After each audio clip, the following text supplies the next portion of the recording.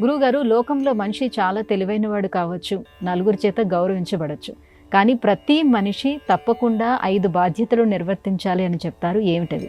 వీటినే మనం ఇంకొక పరిభాషలో చెప్పాలంటే పంచమహాయజ్ఞాలు అంటారు. ప్రతి వాళ్ళం కూడా జీవితంలో రుణాలతోటి పుడతాం, రుణాలతోటి పోతాం. రుణాలు లేకుండా చేసుకోవటమే మోక్షం. ఎందుకంటే రుణాలతోటి పుడతాం. ఈ రుణాలు లేకుండా, ఎందుకంటే అప్పు అనేది ఉంది అంటే అది మన పేరు మీదే అలా ఉండిపోతుంది. ఈ అప్పుని పోగొట్టుకోవటానికి మన సనాతన సంప్రదాయం 5 రకాలైనటువంటి పద్ధతులు చెప్పింది. ఈ 5 రకాల పద్ధతులు ప్రతిరోజు నీకు ఎంత వీలైతే అంత చెయ్యి. అప్పుడు ఈ రుణ విముక్తి నీకు కలుగుతుంది, మళ్ళీ జన్మం కలగదు అని చెప్పారు. ఏమిటంటే మొట్టమొదట దేవతారాధన. మన మనస్సుకి నచ్చినటువంటి దేవతారాధన. స్నానం చేసిన తర్వాత శుచిగా ఉండి ఈ మనస్సుకి ఏ దేవుడు నచ్చితే ఆ దేవుడి ముందు సంప్రదాయవాదులు సంధ్యావందనాదులు చేసుకోండి. అది రాని వాళ్ళు మామూలుగా దండం పెట్టైనా సరే చెంపలు వేసుకొని, ఎందుకంటే ఏదో ఒక పాపం మనసా వాచా కర్మణ చేసే ఉంటాం కాబట్టి దేవుడి ఎదుట చెంపలు వేసుకోండి. అలాగే పూజా మందిరంలో స్వామి చెప్పారు, ఒక 5 నిమిషాలు స్వామితోటి మాట్లాడండి.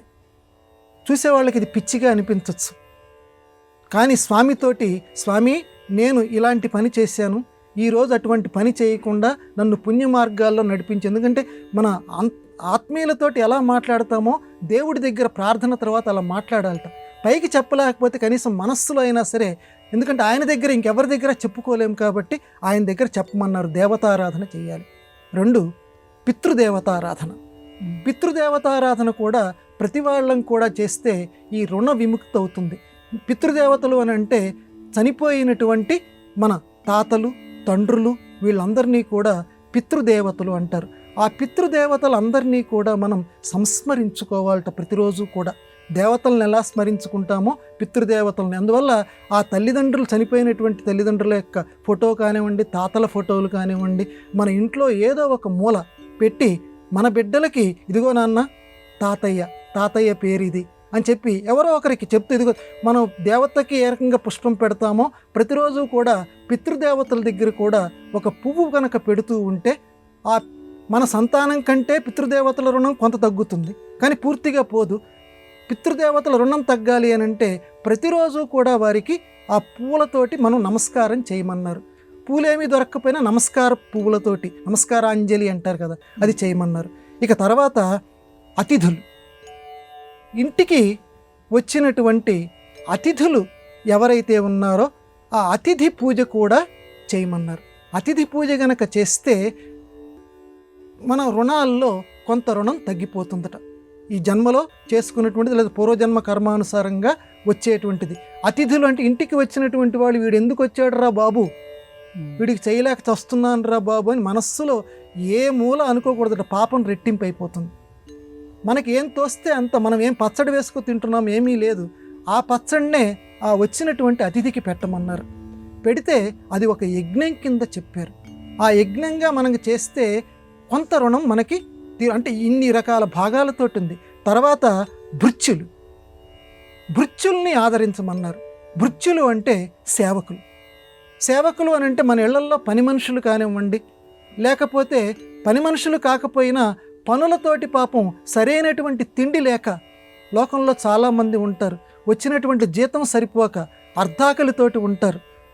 వీళ్ళని కూడా అంటే సేవకులు, పాపం మన దగ్గర పనిచేసేవాళ్లే కాదు, వేరే వాళ్ళ దగ్గర పనిచేసేవాళ్ళైనా సరే, మనకి ఉన్నంతలో ఒక 10 రూపాయల ఆదాయం వస్తే అందులో ఒక రూపాయి మనది కాదు, ఆ భావన రావాలి. ఎందుకంటే వెళ్ళేటప్పుడు ఏది పట్టుకెళ్ళమని ప్రతి వాళ్ళకి వేదాంతం తెలుసు, కానీ అది ఇవ్వటానికే మనస్సు ఒప్పదు.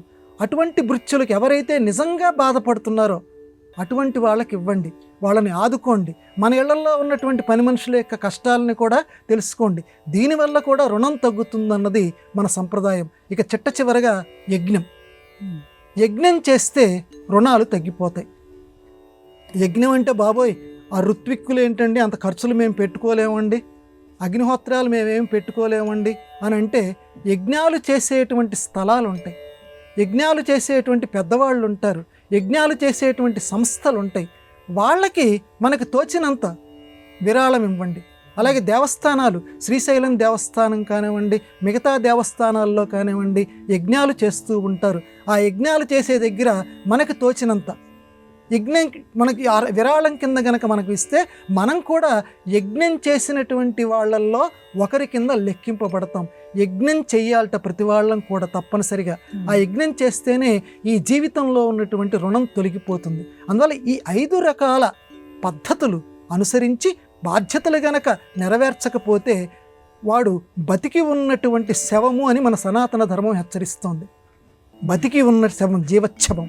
అందువల్ల ఈ 5 రకాల బాధ్యతల్ని ప్రతిరోజు వీటిల్లో కొన్నైనా సరే నెరవేర్చడానికి ప్రయత్నించి ప్రతి వాళ్ళు కూడా జన్మరాహిత్యాన్ని పొందెదరుగాక.